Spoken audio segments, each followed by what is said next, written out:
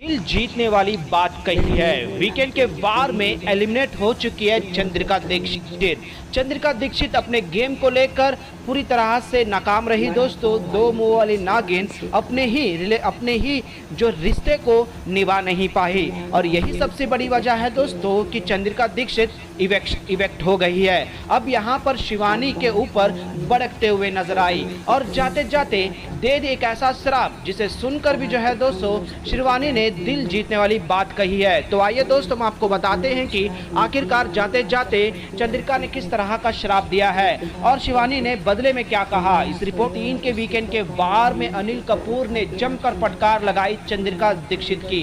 चंद्रिका दीक्षित जिस तरह से गड़े हुए मुद्दों को उठाकर अपनी ओर रखकर अपना पॉइंट ऑफ व्यू देती है, जिस तरह से अरमान मलिक के साथ विशाल का जो फाइट हुआ था, बल्कि वो कृतिका के साथ जो कुछ भी हुआ था वो उन्हें छोड़ दिए थे, लेकिन यहाँ पर चंद्रिका दीक्षित उसी चीज को बार बार दोहराई। विशाल के लिए नॉमिनेट करी तो वहीं पर लव कटारिया के लिए भी उसी तरह का कमेंट पास करी, बल्कि यहाँ पर अरमान ने इस मुद्दे को वहीं पर खत्म करने को कहा था, लेकिन चंद्रिका दीक्षित गड़े हुए मुद्दों को अपने ऊपर लेकर आती है, यानी कि उड़ते हुए तीर को अपने ऊपर लेकर आती है। तो वहीं पर रिश्ते निभाने में जो है दोस्तों जिस तरह से शिवानी को अपनी बहन बोली थी, लेकिन बहन को ही नॉमिनेट करने का जो लेटर नहीं दी थी, इस पर भी जो है दोस्तों इन सवालों में भी जो है पूरी तरह से उलझ जाती है। यानी कि दो मुंह वाली नागिन जो है दोस्तों कभी किसी की सगी नहीं होती है, कभी उसका मुंह उस तरफ होता है तो कभी उसका मुंह इस तरफ होता है। ये चंद्रिका दीक्षित से समझ सकते हैं। ना रिलेशनशिप में ना मुद्दों पर घर में एक भी सही ढंग का निभा नहीं पाई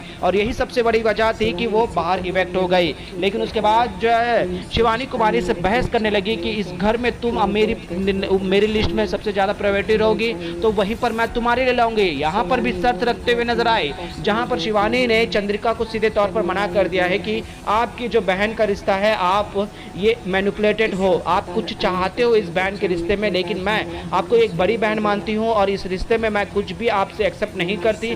सिर्फ और सिर्फ एक भरोसा है और वो भरोसा मुझ पे है, लेकिन आपके लिए मैं कभी बुराई नहीं करी हूँ। लेकिन आपने जैसा कहा है कि वो तीनों के साथ बैठकर मैं बुराई करती हूँ या वो मेरे लिए आपके बारे में बुराई करते हैं, ऐसा कुछ नहीं होता, हम लोग बस चिल करते हैं। फिर शिवानी एक नहीं सुनती है चंद्रिका दीक्षित की।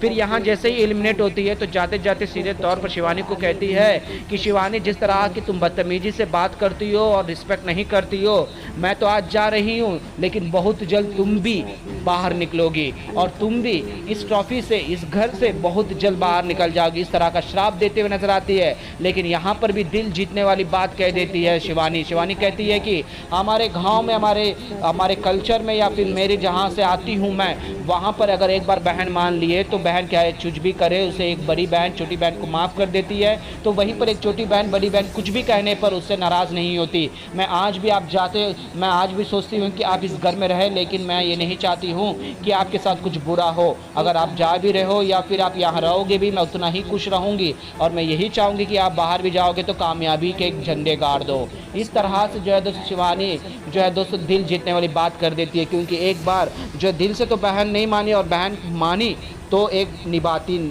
जरूर है। और ये शिवानी ने जो है चंद्रिका दीक्षित के जाते वक्त जिस तरह के अल्फाज यूज़ करे, उसका जो रिएक्शन दिया दोस्तों, वो वाकई में शिवानी कुमारी का दिल कितना बड़ा होता है समझ में आता है। वेल दोस्तों, इन दोनों में आप लोगों को कौन कोट लगा, कौन मतलबी का रिश्ता बनाता हुआ देखा, प्लीज़ अपना राय कमेंट में जरूर बताएगा दोस्तों। और तमाम अपडेट्स के लिए बने रहेगा हमारी